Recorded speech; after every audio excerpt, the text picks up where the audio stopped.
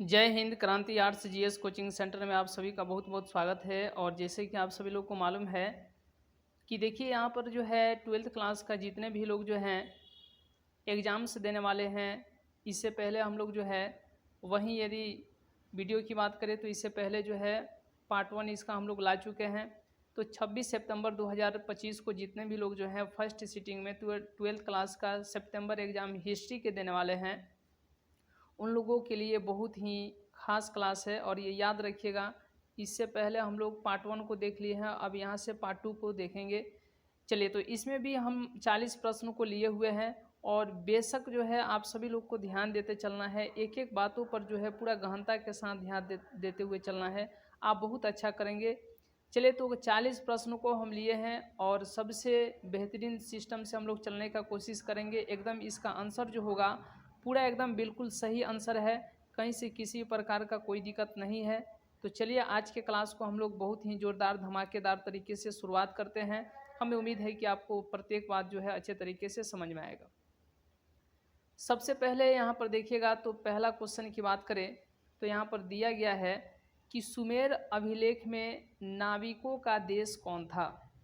तो याद रखिएगा, नाविकों के देश के बारे में सबसे पहले हम देखें तो देखिए, मगान नहीं था, दिलमुन भी नहीं था, याद रखिएगा मेलुहा था। क्या था? मेलुहा था।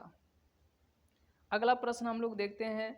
चलिए, अगला प्रश्न है कि तौलने की इकाई में सिंधुवासी किस अंक का प्रयोग करते थे? किस अंक का प्रयोग करते थे?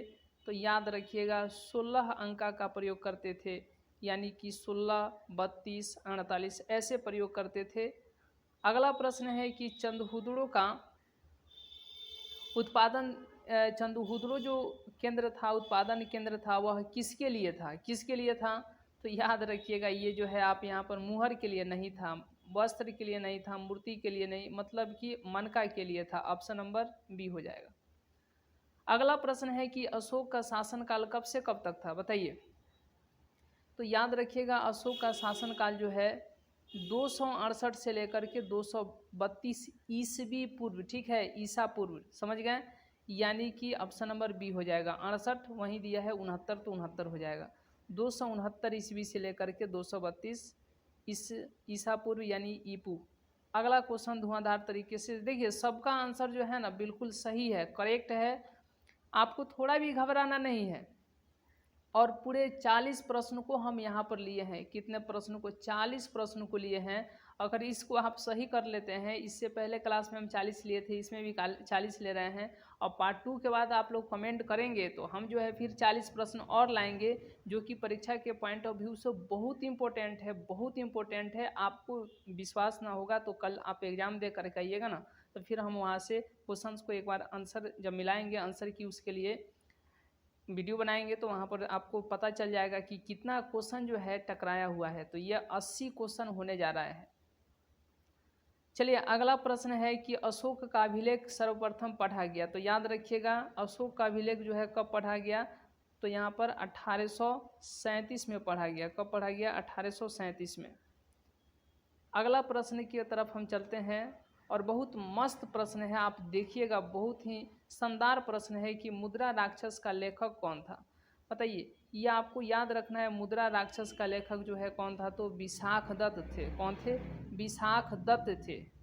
अगला प्रश्न है, बहुत मस्त प्रश्न है कि अंग जनपद की राजधानी कहाँ थी? पाटलीग्राम नहीं, विराटनगर नहीं, वैशाली नहीं, चंपा। कहाँ? चंपा। ऑप्शन नंबर सी होगा। अगला प्रश्न है कि द्विज के अंतर्गत कौन कौन आते थे? तो याद रखिएगा, यहाँ पर आते थे ब्राह्मण, आते थे, उसके बाद में क्षत्रिय आते थे, उसके बाद में वैश्य आते थे, यानी प्रथम 3 वर्ण आते थे। प्रथम 3 वर्ण, अब जैसे आप 1 नंबर में देखिएगा तो ब्राह्मण, दूसरे में देखिएगा तो क्षत्रिय, तीसरे में देखिएगा वैश्य, और चौथे में आते थे शूद्र। तो यहाँ पर क्या बोला गया है?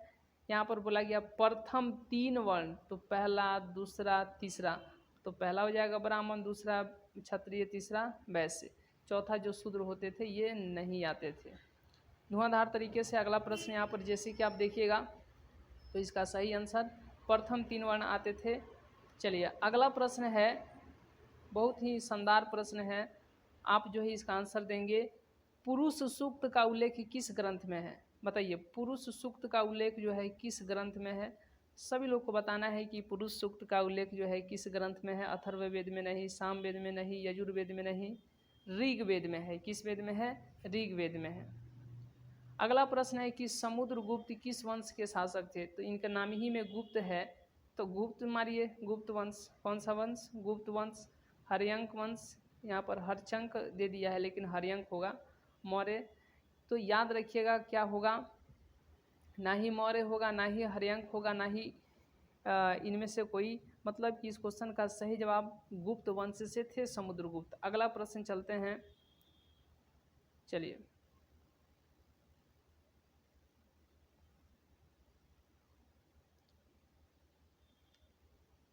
अगला प्रश्न है यहाँ पर देखिए, चलिए शास्त्रों के अनुसार राज्य करने का अधिकार किन्हें था? तो याद रखिएगा क्षत्रियों को था। अगला प्रश्न है कार्ल के चैत्य का किससे निर्माण कराया? यानी कार्ल के चैत्य का किससे निर्माण करवाया गया था?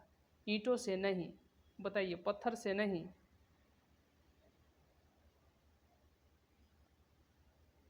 याद रखिएगा ईंटों से नहीं, पत्थर से नहीं, संगमरमर से नहीं, यानी कि पहाड़ी चट्टानों से। किससे? पहाड़ी चट्टानों से। अगला प्रश्न हम लोग देखते हैं, बौद्धों के लिए सबसे पवित्र स्थल क्या थे? तो याद रखिएगा स्तूप। क्या थे? स्तूप थे। अगला चलते हैं, स्तूप। बताइए यहाँ पे प्रश्न है कि राजमनामा के नाम से किस ग्रंथ का फारसी अनुवाद किया गया? रामायण का नहीं, गीता का नहीं, उपनिषद का नहीं, महाभारत का किया गया था। किसका किया गया था? महाभारत का। तो राजमनामा के नाम से महाभारत, महा रहेगा, महाभारत ग्रंथ का फारसी अनुवाद किया गया। बहुत मस्त प्रश्न है कि गुलबदन बेगम ने किसके आग्रह पर हुमायूं नामा लिखा? तो याद रखिएगा हुमायूं नामा तो गुलबदन बेगम लिखे, लेकिन किसके आग्रह पर? तो याद रखिएगा अकबर के आग्रह पर। ऑप्शन नंबर ए हो जाएगा। अगला प्रश्न है कि विजयनगर राज्य की स्थापना कब हुई? तो याद रखिएगा कब हुई थी, बताइए। इससे पहले भी ये क्वेश्चन आ चुका है 1336 में। विजयनगर का महानतम शासक कौन था? ये सभी लोग जानते हैं कि विजयनगर का महानतम शासक कौन था? तो कृष्णदेव राय। कौन? कृष्णदेव राय। अगला प्रश्न है अबुल फजल कृत आइन अकबरी किस शासक का वर्णन है? तो अबुल फजल द्वारा लिखा गया आइन अकबरी जो है ये अकबर का है। किसका है? अकबर का। चलिए अगला प्रश्न है कि अकबरनामा एवं आइन अकबरी के अनुवादक कौन थे? लिखा नहीं बल्कि इसका अनुवाद कौन कौन किए? तो बेवरीन भी किए थे, जेरंट भी किए थे और ब्लॉक मैन भी किए थे, यानी कि ऑप्शन नंबर डी हो जाएगा। क्या हो जाएगा? इनमें से सभी। बहुत मस्त प्रश्न है कि राजकुमार दारा का संबंध किससे था? बताइए। राजकुमार जो दारा थे इनका संबंध किससे था? चिश्ती से नहीं, सुहारवर्दी से नहीं, इसका सही जवाब होगा कादरी से था। किससे था? कादरी से था। किससे? कादरी से। सूफी मठ की फिरदौसी शाखा निम्न में से कहाँ सबसे अधिक पनपी? तो याद रखिएगा बिहार, बंगाल और बताइए जल्दी से उत्तर प्रदेश। तो याद रखिएगा यहाँ पर सबसे ज़्यादा बिहार में, सबसे ज़्यादा बिहार में, क्योंकि पहले बिहार आता है, उसके बाद बंगाल आता है, उसके बाद उत्तर प्रदेश आता है। तो सूफी मठ की फिरदौसी शाखा निम्न में से कहाँ सबसे अधिक पनपी? सबसे अधिक तो बिहार में, तो इसलिए याद रखिएगा बिहार में। अगला प्रश्न चलते हैं, इब्न बतूता किस देश का यात्री था? तो ये सभी लोग जानते हैं मोरक्को का था, मोरक्को का था। इब्न बतूता जो है 1333 में आया था। आगे चलते हैं, मध्ययुगीन यात्रियों का सरताज किस यात्री को कहा जाता है? तो अभी बताएं आपको कि इब्न बतूता का आप नाम सुने हैं, यह जो 1333 में आया था भारत में, तो याद रखिएगा मध्ययुगीन यात्रियों का सरताज जो है इब्न बतूता को कहा जाता है। हुमायूं के दरबार में कौन अफ्रीकी यात्री भारत आया था? तो याद रखिएगा हुमायूं के दरबार में किसी भी अफ्रीकी यात्री का आने का कोई प्रमाण नहीं है। कोई अफ्रीकी यात्री के आने का हुमायूं के दरबार में कोई प्रमाण नहीं है। तो इसीलिए याद रखिएगा इस क्वेश्चन का सही जवाब इनमें से कोई नहीं है।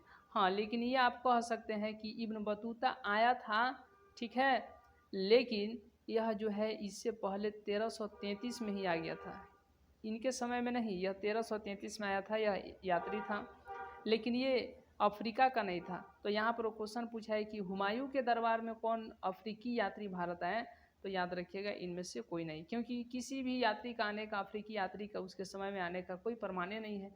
नॉन ऑफ दिस, इनमें से ऑप्शन नंबर डी हो जाएगा, कोई नहीं। तुजुक ए जहांगीरी की रचना किसने किया, तो याद रखिएगा तुजुक ए जहांगीरी की रचना जो है, जहांगीर लिखा है मतलब जहांगीर, किसने किया, जहांगीर ने किया। किसने किया, जहांगीर ने। अगला प्रश्न है कि अकबर का वजीर कौन था, बताइए। अकबर का वजीर कौन था, तो कौन था, टोडरमल था। कौन था, टोडरमल था। चलिए, बहुत मस्त प्रश्न। अब आप देखेंगे कॉर्नवालिस कोड कब बना, तो आपको मालूम है कि 1773 में रेगुलेटिंग एक्ट आया, लेकिन अब यहाँ से कोड बना 20-20 साल पर आप देखिएगा तो 1793, 1813 है कि नहीं, 1833 तक। तो अब यहाँ पर क्वेश्चन पूछा है कि कॉर्नवालिस कोड कब बना, तो ये 20-20 साल पर, तो 1793 में तो रेगुलेटिंग एक्ट आया था, लेकिन उसमें 20 साल जोड़िएगा तो 1793 में कॉर्नवालिस कोड कब बना था, तो याद रखिएगा 1793 में। बहुत मस्त प्रश्न है कि जमींदारी प्रथा भारत के किस राज्य में लागू हुआ, तो जैसे कि आपको मालूम है कि जमींदारी प्रथा जो है बंगाल में, उसके बाद जो है देखिएगा तो उड़ीसा में। तो अब यहाँ पर क्वेश्चन क्या पूछा है कि जमींदारी प्रथा भारत के किस राज्य में लागू हुआ, तो याद रखिएगा बंगाल में। बंगाल में होगा, कहाँ होगा, बंगाल में। बहुत मस्त प्रश्न है और ये इम्पोर्टेंट भी है, बहुत इम्पोर्टेंट प्रश्न है जी, याद रखिएगा। कल एग्जाम जब आप लोग दीजिएगा तो आपको लगेगा वाह क्या मज़ेदार प्रश्न आया हुआ है। 1857 के विद्रोह के समय भारत का गवर्नर जनरल कौन था, तो लॉर्ड कैनिंग था, जिसको कैनिंग यहाँ पर लिखा है, कैनिंग लिखा है, इसी को कैनिंग कहा जाता है। लॉर्ड कैनिंग था। कौन था, लॉर्ड कैनिंग था। तो 1857 के विद्रोह के समय भारत का गवर्नर जनरल कौन था, Canning, lord Canning, option number B. Question पूछेगा कि कैनिंग से, यानी वही कैनिंग, लॉर्ड कैनिंग, कैनिंग से ठीक पहले भारत का गवर्नर जनरल कौन था, तो कैनिंग से पहले जो है भारत का गवर्नर जनरल, यहाँ पर इलहौजी दिया है, मतलब डलहौजी थे। कौन थे, डलहौजी। कौन, डलहौजी। ठीक उससे पहले डलहौजी। तो याद रखिएगा इलहौजी नहीं बल्कि डलहौजी, ये डलहौजी ही है। चलिए, कैनिंग से ठीक पहले भारत का गवर्नर जनरल डलहौजी था। बहुत ही इम्पोर्टेंट प्रश्न है, प्लासी की लड़ाई किसके बीच हुआ था, तो ये जू वाला नहीं बल्कि जऊ। जऊ कहाँ मिला, यहाँ पे मिला ना, तो याद रखिएगा यही जऊ। कौन सा, देख लिया आप लोग।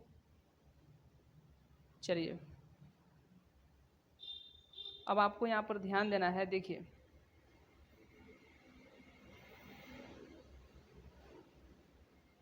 तो याद रखिएगा प्लासी की लड़ाई किसके किसके बीच में हुई थी, तो रॉबर्ट क्लाइव और सिराजुद्दौला। सिराजू, बार बार करें, जऊ पर ध्यान दीजिए, सिराजुद्दौला के बीच, ठीक है। तो प्लासी की लड़ाई किसके किसके बीच हुई थी, रॉबर्ट क्लाइव और सिराजुद्दौला के बीच, जिसमें जो है सिराजुद्दौला हार गया, अपने ही आदमी के धोखा के कारण मिर्जाफर ने उसे धोखा दे दिया।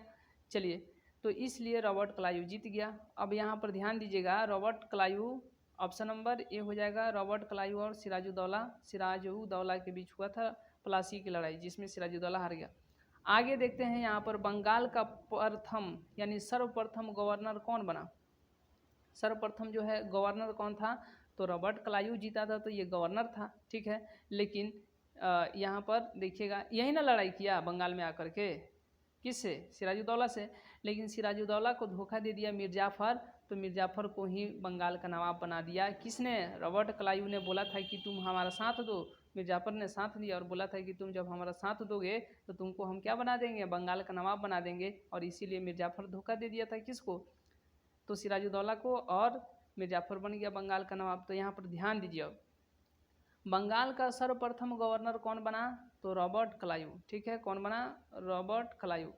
लेकिन अगला प्रश्न जब आप देखिएगा, यहाँ पर सिराजुद्दौला के बाद बंगाल का नवाब कौन बना, तो मिर्जाफर बना था, ठीक है। धोखा दिया था ना सिराजुद्दौला को, तो सिराजुद्दौला जब हार गया तो मिर्जाफर ही ना बना, चलिए नवाब बना था ये। चलिए आगे हम चलते हैं। गेट वे ऑफ इंडिया का निर्माण कब हुआ? तो ये सभी लोग जानते हैं 1911 में। कब? 1911 में। चलिए 8 अप्रैल 1911। गेटवे ऑफ इंडिया का निर्माण कब हुआ था? 1911 में। गांधी जी ने अहमदाबाद से दांडी की यात्रा किस लिए किया था? तो याद रखिए किस लिए किया था। बहुत मस्त प्रश्न है। नमक कानून को तोड़ने के लिए। नमक कानून को तोड़ने के लिए। बात बताइए। अहमदाबाद से देखिएगा आप दांडी, वहाँ तक ये पैदल गए थे समुद्र के पास वहाँ पर, और नमक कानून को तोड़ दिए थे। चलिए बहुत मस्त अगला प्रश्न है कि गांधी इरविन समझौता कब हुआ था? तो इरविन समझौता, गांधी इरविन समझौता याद रखिएगा 1931 में। कब? 1931 में। आगे चलते हैं। दूसरा गोलमेज सम्मेलन कब हुआ? बताइए दूसरा गोलमेज सम्मेलन कब हुआ था? तो याद रखिएगा दूसरा गोलमेज सम्मेलन 1931 में ही हुआ था। 1931 में ही हुआ था, ये सितंबर तक चला हुआ था। आगे चलते हैं। मारो फिरंगियों को, यह नारा जो है मंगल पांडे ने दिया। नारा जो है किसने दिया? मंगल पांडे ने। किसको मारो? मारो फिरंगियों को, यह नारा मंगल पांडे ने दिया। सभी लोग जानते हैं कि भारत 1947 में स्वतंत्र हुआ था, और स्वतंत्र भारत का अंतिम गवर्नर जनरल कौन था? अंतिम पूछ रहा है, फर्स्ट नहीं। फर्स्ट पूछेगा तो लॉर्ड माउंटबेटन, लेकिन यह अंतिम पूछ रहा है। सी राजगोपालचारी थे। कौन थे? चक्रवर्ती राजगोपालचारी। सी से चक्रवर्ती हो जाएगा और राजगोपालचारी, ये आप लोग समझ गए। तो याद रखिएगा ऑप्शन नंबर सी। ठीक है, स्वतंत्र भारत का अंतिम गवर्नर जनरल सी राजगोपालचारी थे। तो आज आप देखें कि आज के क्लास में हम लोग कितने प्रश्न लेकर के चले? बताइए कितने प्रश्न लेकर के चले?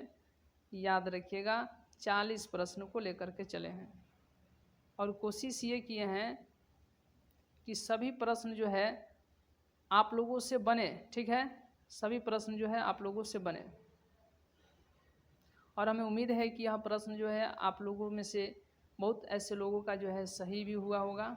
ठीक है, तो आज के क्लास में भी 40 प्रश्नों को लेकर के चले हैं। बाकी आप लोग कमेंट क्या करते हैं, फिर उसके आधार पर हम लोग क्लास खुलाएंगे। तो चलिए आज के क्लास में इतना ही रहने देते हैं। मिलते हैं अगले क्लास में अगले वीडियो के साथ। फिर जो है अगले जोश जुनून के साथ जो है अगला जो क्लास लाएंगे बहुत ही इम्पोर्टेंट होगा। तो इसलिए आपको जो है ये बहुत देखिए, इसमें आपको हम समझा देते हैं।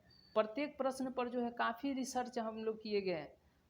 प्रत्येक प्रश्न पर जो है काफ़ी रिसर्च किया गया है। ऐसा नहीं है कि इसका आंसर गलत है, बिल्कुल करेक्ट है, सही है। आपको घबराने की कोई आवश्यकता नहीं है। सभी का जो है हम डिस्कशन के साथ तो बताइए दे रहे हैं, तो गलती होने का संभावना है। जब आपको कहानी ही बता दिया जा रहा है कि सबसे पहले बंगाल में रॉबर्ट क्लाइव उसने आकर के सिराजुद्दौला को हराया, तो सबसे पहले सिराजुद्दौला बंगाल का नवाब था, उसके बाद मीर जाफ़र बंगाल का नवाब बना, फिर मीर जाफ़र के बाद मीर कासिम बंगाल का नवाब बना, फिर मीर जाफ़र बंगाल का नवाब बना।